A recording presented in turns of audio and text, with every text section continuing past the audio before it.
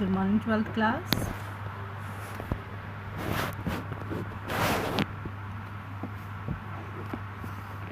Today our topic is types of plan. ठीक है, जैसे कि आप सबको पता है that we are proceeding with our 4th unit, that is planning. Until now we have learned about what is planning, what are the features of planning, what are the importance of planning and the planning process. And today we will start the topic that is types of plan. So let's start it. Plan is the sort of commitment to accomplish all the activities needed for the attainment of objective. ये कह रहे plan जो है वो क्या है, एक sort of commitment है, मतलब एक तरह से कमिटमेंट है कि वो सारी की सारी एक्टिविटीज़ कंप्लीट की जाएगी विच आर नेसेसरी, जो ज़रूरी हैं किस चीज़ के लिए, फॉर अटेनमेंट ऑफ ऑब्जेक्टिव्स. और प्लान में we are just deciding all those activities which we have to perform for attaining our objectives. And for that there are many plans, mainly they are divided into 3 parts. ये कह रहे हैं, और ये करने के लिए हमारे पास different type of plans होते हैं, और मेजरली अगर हम कहें तो हम इन्हें 3 पार्ट्स में डिवाइड करते हैं, जो कौन कौन से हैं. स्टैंडिंग और रिपीटेडली यूज्ड प्लान, जिन्हें हम कहते हैं स्टैंडिंग प्लान भी कह सकते हैं या रिपीटेडली यूज्ड प्लान भी कहते हैं. दूसरे होते हैं सिंगल यूज़ और स्पेशल, और you can say ad hoc plan. जो दूसरे आपके होते हैं वो होते हैं सिंगल यूज़, यानी कि जिन्हें सिर्फ एक ही बार यूज़ किया जाता है. और जो तीसरे आपके आते हैं that is neither single nor standing plans, कि ना तो वो सिंगल हैं और ना ही वो स्टैंडिंग हैं. So let's start with the meaning of these. First we will start with standing और रिपीटेडली यूज प्लान. क्या होते हैं स्टैंडिंग और स्टैंडिंग प्लान्स या रिपीटेडली यूज प्लान जो हैं, एज देयर नेम इंडिकेट, जैसे कि ये कह रहे हैं, इनका नाम बता रहा है आपको, that these plans are formulated once and they are repeatedly used. ये ऐसे प्लान हैं जिन्हें कंपनी एक बार फॉर्मुलेट करती है और उसके बाद रिपीटेडली हम इनको काफ़ी सालों तक यूज़ कर सकते हैं.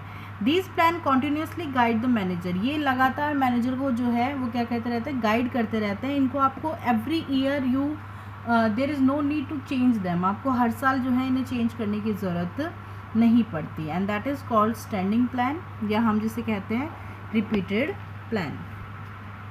और नॉर्मली इसमें कौन कौन सी चीज़ें आती हैं, इसमें आती हैं आपकी पॉलिसीज़, आपके प्रोसीजर, आपके मेथड्स और आपके rules. Now come to second, that is single use और स्पेशल, और आप कह सकते हो एड हॉक प्लान.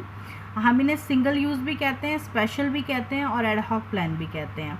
नाम से आपको पता चल रहा होगा सिंगल यूज़ प्लान, मतलब क्योंकि ये प्लान जो है वो एक ही बार यूज़ होते हैं, that's why they are calling like single use plan.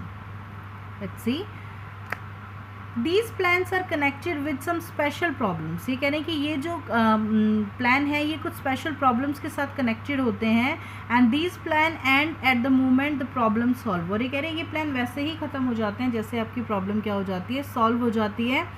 After having being used once there is no importance of these plan. ये कह रही है कि एक बार जब आपने इन प्लान्स को यूज़ कर लिया, यानी कि जिस पर्टिकुलर सिचुएशन के लिए आपने इन्हें फ्रेम आउट किया था, आपने वो जो पर्टिकुलर सिचुएशन क्लियर हो गई है, सॉल्व हो गई है, उसके बाद इनकी कोई इम्पॉर्टेंस नहीं रहती. ये बिल्कुल क्या हो जाते हैं, ख़राब हो जाते हैं. आप कह सकते हो ये कंप्लीट वेस्ट है, क्योंकि दोबारा फिर आपको दोबारा ही क्या करना पड़ेगा, नई प्रॉब्लम के लिए नए प्लान को बनाना पड़ेगा.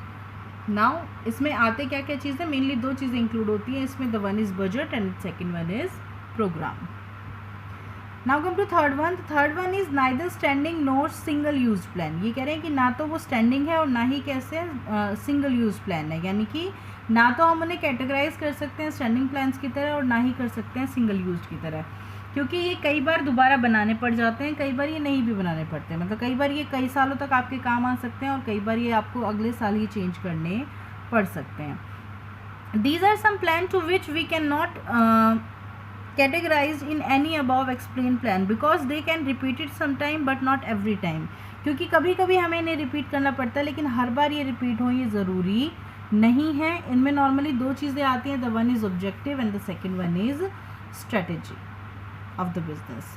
So these are a short explanation about standing plan, single use plan and neither standing nor single. So today we will discuss about neither standing or nor single used plan in detail, that is objective and strategy. So let's start it.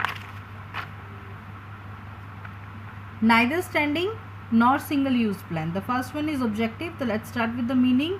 Objectives are those end points for the attainment of which all the activities are taken. ये कह रहे हैं objectives आप कई बार पढ़ चुके हैं, इससे पहले भी बहुत बार हम डिस्कस कर चुके हैं objectives क्या होते हैं.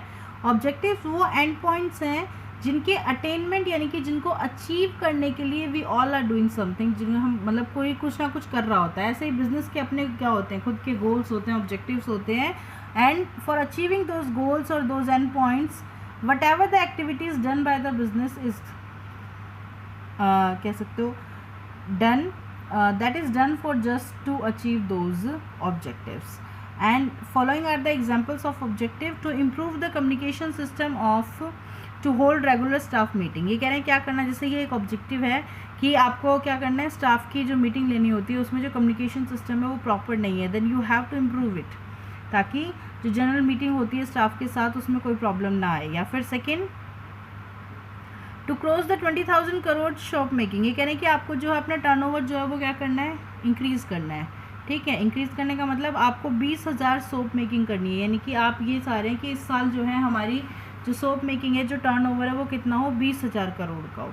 To reduce quality reject to 3%. मतलब जब आप प्रोडक्शन कर रहे हैं तो वहाँ पे जो रिजेक्टेड क्वालिटी के प्रोडक्ट आते हैं वो मिनिमाइज़ कितना होना चाहिए, 3%. यानी कि अगर आपने 100 प्रोडक्ट बनाए हैं तो 100 में से ज़्यादा सिर्फ 3 रिजेक्शन में आने चाहिए, बाकी 97 अप्रूव्ड होने चाहिए और वो बिल्कुल सही क्वालिटी के बनने चाहिए. मतलब आप ये कह सकते हैं that just minimise the wastage. ठीक है, up to the least at the place which it can be done. So this is called objective. Now objectives have the following features. ये कह रहे हैं objectives के ये features हो सकती हैं. जैसे the first one is they should be undoubtful. सबसे पहले objective जो है उनमें कोई डाउट नहीं होना चाहिए. जैसे we will do it. ठीक है, हम इसे करेंगे. और आप ये कह सकते हो it should be pre determined and pre selected. ठीक है, and the it is measurable also. आप इसे मेज़र कर सके कि हाँ इतना काम करना है, ऐसा काम करना है, शायद, किंतु, परंतु, बट, इफ़, सो, इस तरह के वर्ड्स जो है वो ऑब्जेक्टिव्स में यूज़ नहीं होने चाहिए. डाउटफुल नहीं होना चाहिए ऑब्जेक्टिव आपका. The second one is they should be measurable. ऐसे होने चाहिए जिन्हें आप मेज़र कर सकें. ऑब्जेक्टिव ऐसे नहीं कि आपने कुछ भी, हम सेल को बढ़ाएंगे बट कितना बढ़ाएंगे, दैट शुड बी क्लियर. ठीक है, it increase by 20%, 30%, or you can say by the 1 lakh, 2 lakh.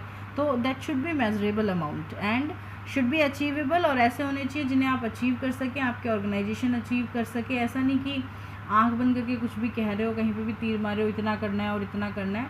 तो that should be achievable. Time limit should be prescribe to achieve them. और साथ ही साथ जो ऑब्जेक्टिव्स आपने डिसाइड किए हैं, जितना भी आपने टर्नओवर या जो भी ऑब्जेक्टिव आपने डिसाइड किए हैं, दैट मस्ट बी अटेम्प्टेबल या that must be achievable with in a particular time. And the second one is strategy.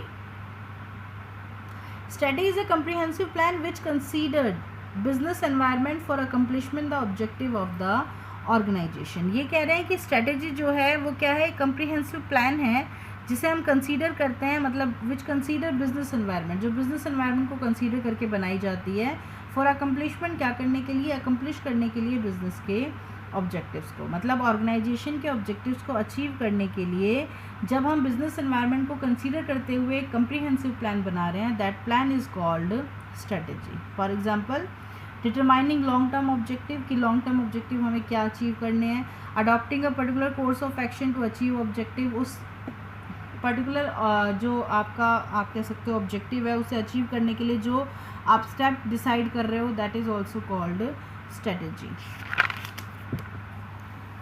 Major strategic decision जो है वो किस तरह के होते हैं, वो क्या क्या इंक्लूड करते हैं. जैसे फर्स्ट आप कह सकते हो whether the organization will continue to be in the same line of business or another. जैसे कि हम जो अचीव करना चाहते हैं वो इसी बिज़नेस में अचीव करना चाहते हैं, तो हम इसी लाइन में आगे बढ़ेंगे या हमें अपनी लाइन चेंज करनी है या फिर हमें कुछ और प्रोड्यूस करना है.